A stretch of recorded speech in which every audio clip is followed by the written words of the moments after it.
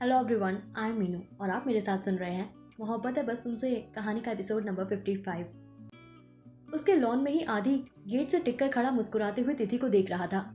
आदि को ऐसे देखकर तिथि की आंखें एकदम से बड़ी हो गई। वो एकटक आदि को देखने लगी। आदि के होठों पर वही मासूम सी मुस्कुराहट, बिखरे बाल और उनिंदी आंखें। तिथि ने एकदम से अपनी आंखें बंद की और खुद से ही बोली, क्या सपने देख रही है सुबह सुबह तिथि? नींद से जाग। फिर 2-3 बार सिर झटकने के बाद जब उसने अपनी आंखें खोली तो सामने किसी को न देखकर मुस्कुराते हुए एक सांस छोड़ दी। वरना सुबह सुबह आदित्य से बहस करने की हिम्मत नहीं थी उसमें। अपना सिर झटककर वो अंदर जाने के लिए मुड़ गई तो गेट के पीछे से आदि बाहर निकला और हंसते हुए अपने बालों में हाथ फेरने लगा। तुम्हें पता है, ऐसे अकेले में 2 तरह के लोग हंसते हैं, पहले जो प्यार में हो और दूसरे जो पागल हो। उसके पास आकर खड़े होते हुए पीयूष ने कहा तो आदि उसे देखने लगा। पीयूष ब्लैक कलर के 3 पीस सूट में उसके बगल में खड़ा दोनों पॉकेट में हाथ डाले सामने देख रहा था। और फर्स्ट ऑप्शन और तुम हो ही नहीं सकते। हाँ, सेकंड ऑप्शन के लिए तुमसे बेस्ट कैंडिडेट कोई नहीं है। आपसे किसी ने कहा नहीं क्या? आप मजाक बड़ा बुरा करते हैं मिस्टर ओबरॉय। आदि ने मुंह बनाकर कहा तो पीयूष उसे अपनी हल्की छोटी और ग्रे आंखों से देखने लगा। अगले ही पल बोहे सिकोड़कर और हल्का सा मुस्कुराकर वो बोला, ओ रियली? वो क्या है ना, मैं सामने वाले को देखकर जोक्स क्रैक करता हूँ और जो समझ में आ जाए वो पीयूष ओबरॉय कहाँ। वैसे तुम यहाँ सुबह सुबह किस खुशी में? पीयूष ने मानो उसे ऐसे देखते हुए पूछा कि अगर आदि ने कुछ भी बोला फिर पीयूष के हाथ और आदि का गला। वहीं उसका सवाल सुनकर आदि चौंक गया। भले ही पीयूष के साथ उसकी कोई पर्सनल दुश्मनी या दोस्ती नहीं थी, लेकिन वो भाई था तिथि का। ये भी एक सच्चाई थी। मैं तुम्हें बताने आया था कि शालू और पीयू तैयार हो रहे हैं अभी। अगर तुम्हें नहीं जाना तो मैं उन्हें छोड़ दूं? इसी तरीके से आदि ने कहा। अच्छा, अब मैं चलता हूँ। वो जाने के लिए पलटा ही था कि पीयूष ने उसे पुकारा, आदित्य। आदि के कदम रुक गए तो पीयूष एक कदम आगे बढ़ा और उसके बराबर में आकर उसके कंधे पर गिरा पत्ता हटाते हुए बोला, मैं सब बर्दाश्त कर सकता हूँ मगर मेरे अपनों को तकलीफ में बिल्कुल नहीं देख सकता। आदि के टी शर्ट का कॉलर ठीक करते हुए, और तिथि तो बहन है मेरी, उसे अगर कोई दुख देगा तो तुम सोच सकते हो कि मैं उसका क्या हश्र करूंगा। उसके कंधे को झाड़ते हुए मुस्कुराकर अपने पॉकेट में हाथ डालते हुए, तो ये बेहतर है कि संभल जाओ। आदि उसे ध्यान से देख रहा था क्योंकि आज वो एक भाई लग रहा था।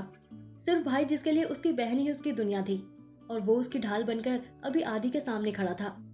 और आदि अभी बोलता भी क्या, अभी तो खुद ही वो अपने एहसासों में उलझा था। हो सकता है ये सिर्फ अट्रैक्शन हो जो एक सीमित वक्त के बाद खत्म हो जाए, या तिथि के साथ जो कुछ भी हुआ वो जानकर आदि को तिथि के लिए सिंपैथी हो। जब वो अपनी ही फीलिंग्स को लेकर श्योर नहीं था तो कैसे और किस बल पर वो पीयूष को जवाब देता। लेकिन जो चुप रह जाए वो आदि कहाँ। जिन्हें दुख देना था वो दे चुके। तुम बार बार उन्हें याद दिलाकर तिथि को और दुखी नहीं करते हो। और रही बात मेरी, तो मैं सिर्फ उसे देखने आया था। किसी और को भी देखना पड़ गया वो अलग बात है, पर अब क्या कर सकते हैं। आदि ने अपने बालों में हाथ फेरा और बोला, तुम यहाँ टाइम वेस्ट करो, मैं पीयू को स्कूल छोड़ देता हूँ। कहकर वो पलटकर बड़ी ही तेजी से चला गया। उसके जाने के बाद पीयूष ने एक नजर घर को देखा और फिर आदि की हरकत याद कर उसने सिर हिला दिया। ये लड़का अजीब तो था ही, इसके साथ इसके पास हर सवाल का जवाब मौजूद होता था। रिहा ने जम्हाई लेते हुए लैपटॉप बंद किया तो उसके आगे कॉफी का मग आ गया। वो मग देखकर मुस्कुरा दी और सिर उठाकर रुद्र को देखा, जो अब भी मग आगे किए बोहे उठाकर उसे लेने का इशारा कर रहा था। थैंक यू, इसकी सच में बहुत जरूरत थी।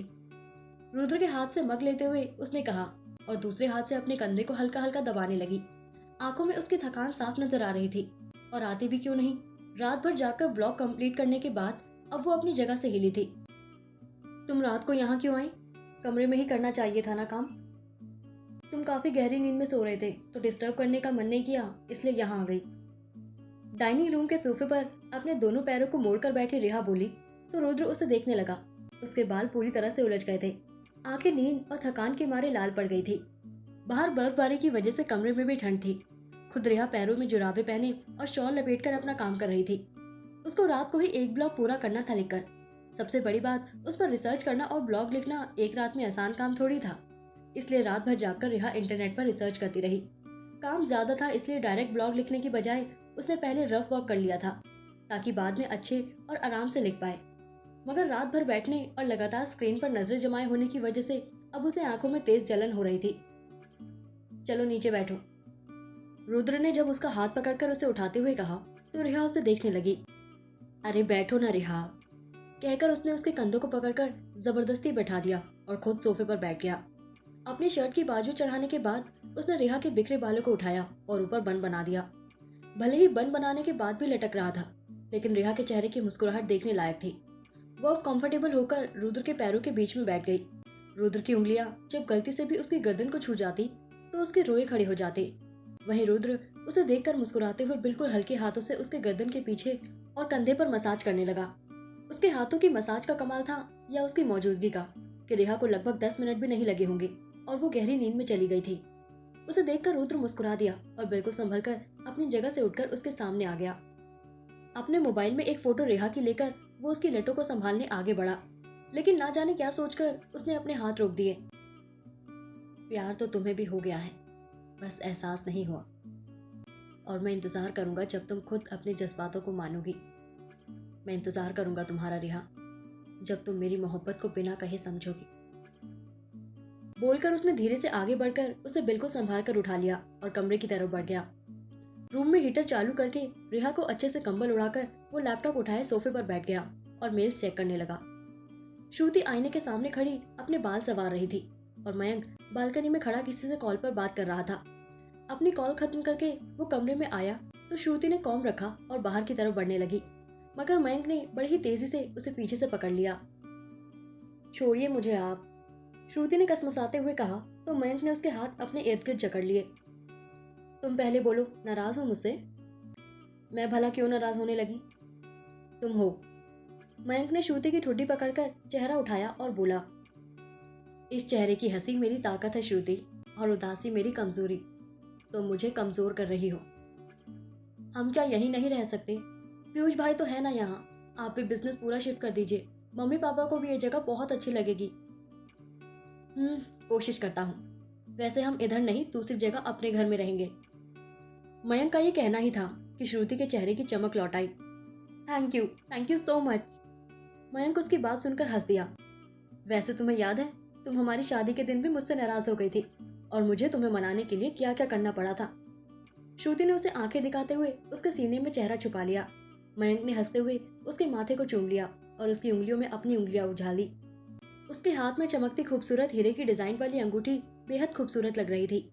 उसे देखते हुए ही मयंक चला गया उन 4 साल पहले की यादों में, जब उसकी और श्रुति की शादी हुई थी। कितनी नाराज थी उस समय श्रुति, और जिद भी कैसी अजीब सी थी। क्या है मयंक और श्रुति की शादी का किस्सा? क्या जिद की थी श्रुति ने अपनी शादी में? पीयूष अब क्या करेगा शालिनी को मनाने के लिए? आदि अपने एहसासों से कब होगा रूबरू? तिथि को कब होगा आदि के जज्बातों का एहसास? जानने के लिए सुनते रहे मोहब्बत है बस तुमसे कहानी के आने वाले एपिसोड्स। Thank you.